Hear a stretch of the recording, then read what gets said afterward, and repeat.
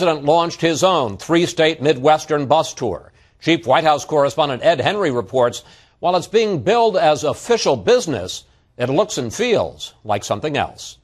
President Obama's aides insist this trip is unrelated to that race on the Republican side, but there are unmistakable signs the re-election campaign is on. A beautiful Midwestern setting, American flags, plus a new fleet of buses ideal for presidential barnstorming, with stops in Iowa, home to that straw poll everyone was buzzing about, and a stop in the state that straw poll winner Michelle Bachmann represents in Congress. But aides say the president's target here is not Republicans in the race, it's Republicans in Congress. No shortage of ideas to put people to work right now.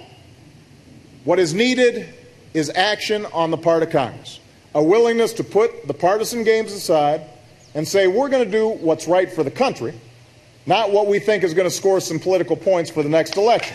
He's visiting towns he won in 2008, which all now have unemployment rates below the national average, pretty much guaranteeing he didn't face much anger at these town halls.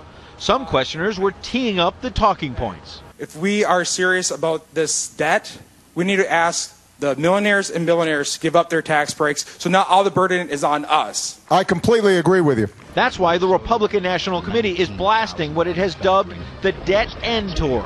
We're not going to sit around and let this joke continue of a bus tour paid for by the taxpayers of this country, paid for by people who are suffering with unemployment through the sky. White House aides insist it's appropriate for the president to interact with people around the country on official time.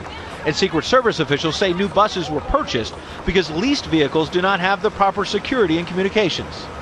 The White House is clearly hoping this bus tour goes better than last time in 2008. While it ended in victory, he rolled through Pennsylvania and infamously rolled a pitiful score of 37 in a bowling alley.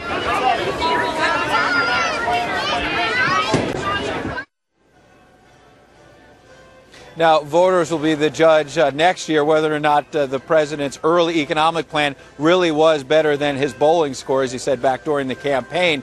Meanwhile, folks here in Iowa waiting for the president to start another town hall meeting in the next few moments, may be waiting for a new economic plan, but aides tell me that the details won't really be coming for weeks, maybe even early September, Chris.